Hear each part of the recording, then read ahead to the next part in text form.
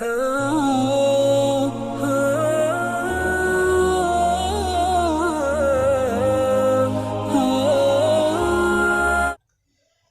ونصلي على رسوله الكريم اما بعد قال النبي صلی اللہ علیہ وسلم لا يؤمن احدكم حتى يحب لاخيه ما يحب لنفسه صدق اللہ العلی العظیم۔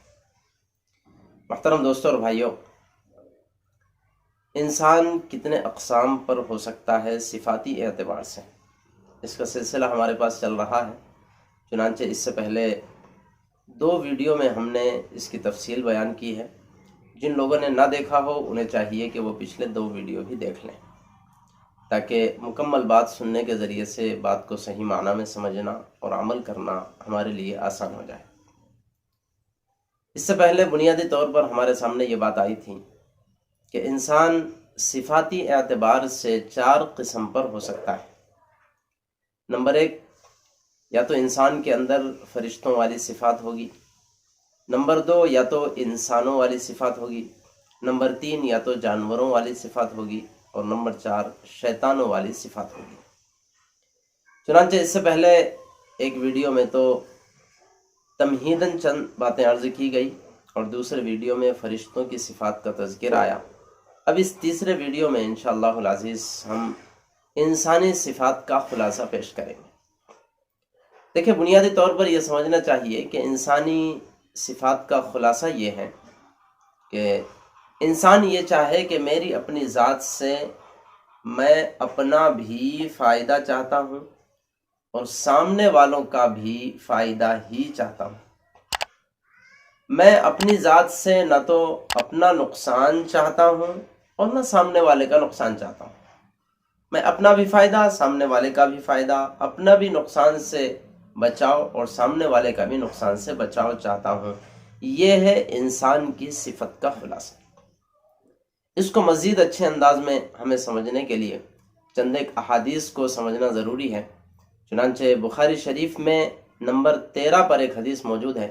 آقا صلی اللہ علیہ وسلم فرماتے ہیں لا یؤمن احدکم حتی یحب لاخیہ ما یحب لنفسہ، کہ تم میں سے کوئی بھی بندہ اس وقت تک کامل مومن نہیں بن سکتا جب تک کہ جس چیز کو اپنے لیے پسند کرتا ہو وہی چیز دوسرے بھائیوں کے لیے بھی پسند کرنے نہ لگ جائے۔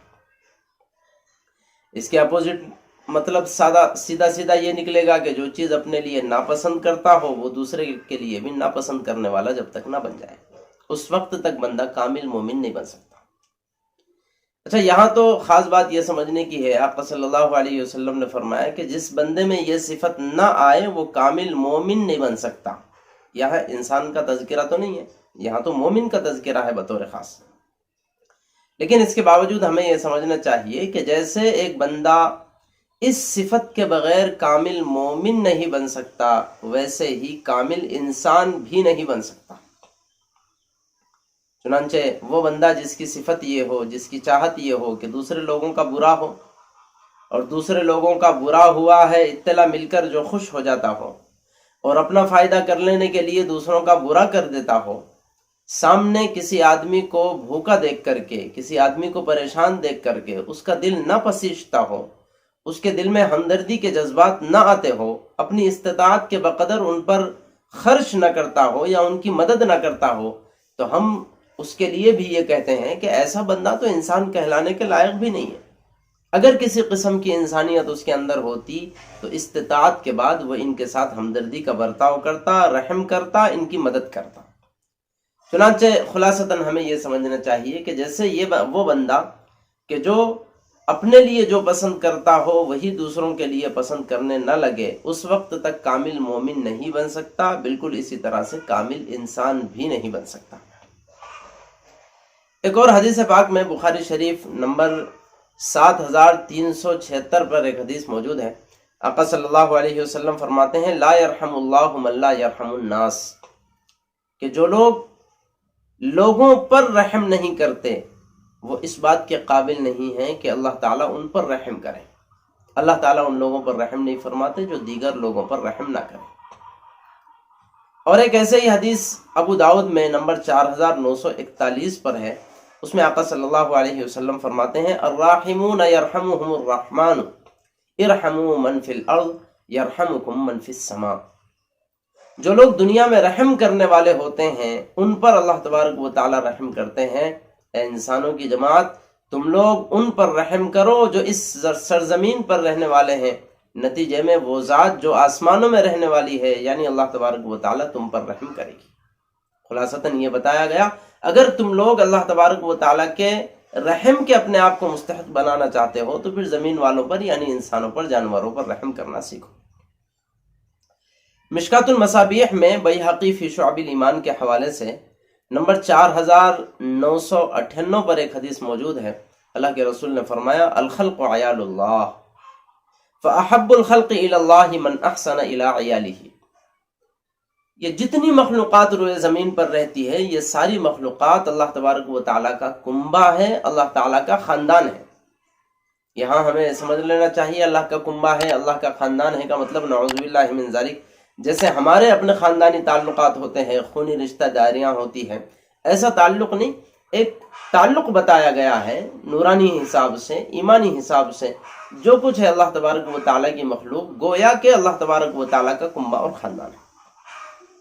پھر آگے اللہ تعالیٰ فرماتے ہیں اللہ تعالیٰ کو اس پوری مخلوق میں سب سے زیادہ پسندیدہ وہ بندہ ہے جو اللہ تعالیٰ کی اس مخلوق کے ساتھ یعنی اللہ کے کنبے اور خاندان کے ساتھ اچھا برتاؤ کرنے والا ہو۔ یہاں پر بھی انسان کی ایک صفت بیان کی گئی ہے کہ انسان حقیقی معنی میں وہی ہوتا ہے جو اللہ تبارک و تعالیٰ کے پاس محبوب ترین ہوتا ہے کہ بقیہ دنیا میں رہنے والے لوگوں کے ساتھ اب چاہے وہ انسان کیوں نہ ہو چاہے جانور کیوں نہ ہو ہمدردی اور مہربانی کا اچھا برتاؤ کرے۔ ابو داؤد میں نمبر 2548 پر ایک حدیث ہے، حضور پاک صلی اللہ علیہ وسلم نے ایک مرتبہ ایک اونٹ کو دیکھا کہ اس کا پیٹ کو لگا ہوا تھا، یعنی بالکل بھوکا پیاسا تھا، اس کے پیٹ میں کچھ بھی نہیں تھا۔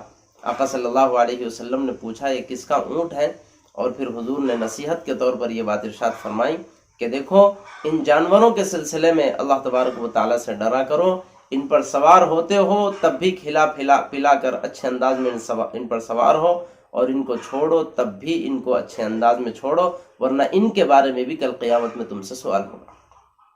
حضور کا فرمان ہے کہ جانوروں کے ساتھ بھی ہم اچھا برتاؤ کریں، یہی لوگ اصل معنی میں انسان کہلانے کے لائق ہیں۔ بخاری شریف میں ہی نمبر 3321 پر ایک حدیث موجود ہے کہ ایک عورت طائفہ تھی پرانی کسی امت میں۔ طائفہ کس کو کہتے ہیں؟ زانیہ کو۔ ایک زانیہ عورت تھی، اللہ تبارک و تعالیٰ نے اس کی مغفرت محض اس عمل کی بنیاد پر فرمائی ہے کہ ایک کتے کو اس نے پیاسا دیکھا، چنانچہ اپنے موزے میں کنویں سے پانی نکال کر کے اس کتے کو پانی پلایا۔ خدا تعالیٰ نے اس کو اتنا پسند فرمایا کہ اسی عمل کی بنیاد پر اس کی مغفرت فرمائی۔ یہ ہے کسی کے ساتھ رحم، اور اسی کا دوسرا نام انسانی صفت ہے۔ یہ ہوئی انسانی صفات کی چند ایک مثالیں آقا صلی اللہ علیہ وسلم کی احادیث کے ذریعے سے کہ جس میں نبی پاک صلی اللہ علیہ وسلم نے انسانوں کو انسانیت سکھلائی ہے کہ وہ بندہ انسان نہیں ہو سکتا جو اپنے لیے الگ انداز کا نظریہ رکھے، دوسروں کے لیے الگ انداز کا نظریہ رکھے۔ وہ بندہ انسان نہیں ہو سکتا کہ جس کے دل میں رحم کا کسی قسم کا مادہ نہ ہو، انسانوں کے ساتھ بھی رحم نہ کرتا ہو یا جانوروں کے ساتھ بھی رحم نہ کر سکتا ہو، تو وہ بندہ انسان نہیں ہو سکتا۔ اس لیے ہمیں سمجھنا چاہیے ایک جملہ اچھی طرح سے کہ جس بندے کے اندر دوسروں کی بھلائی کی سوچ نہ ہو وہ بندہ کامل انسان نہیں ہو سکتا، اور جو بندہ انسان ہوتا ہے وہ کبھی دوسروں کی برائی نہیں چاہ سکتا۔ انسان دوسروں کی بھی بھلائی چاہتا ہے، اور جو دوسروں کی بھلائی چاہتا ہے وہی اصل معنی میں انسان ہے۔ خلاصہ اس کا یہ نکلا، انسانی صفت کا خلاصہ یہ ہے انسان یہ سوچے کہ میری ذات سے میرا بھی فائدہ ہو، سامنے والوں کا بھی فائدہ ہو، میری ذات سے نہ تو میں اپنا نقصان قبول کرتا ہوں نہ میری ذات سے میں کسی اور کا نقصان قبول کرتا ہوں۔ یہ ہے انسانی صفت کا خلاصہ۔ جس بندے کے اندر یہ ہو وہ انسان ہے، اور جس بندے کے اندر یہ نہ ہو، ڈھانچے کے اعتبار سے، پنجرے کے اعتبار سے، قالب کے حساب سے تو وہ انسان ہے، لیکن حقیقی معنی میں اندر سے دیکھا جائے تو وہ انسان نہیں ہے۔ یہ ہے انسانوں والی صفات کا خلاصہ۔ دعا فرمائیے اللہ تعالیٰ مجھے بھی اور آپ کو بھی صحیح سمجھنا اور صحیح عمل کرنا نصیب فرمائے، آمین۔ وآخر دعوانا ان الحمد للہ رب العالمین۔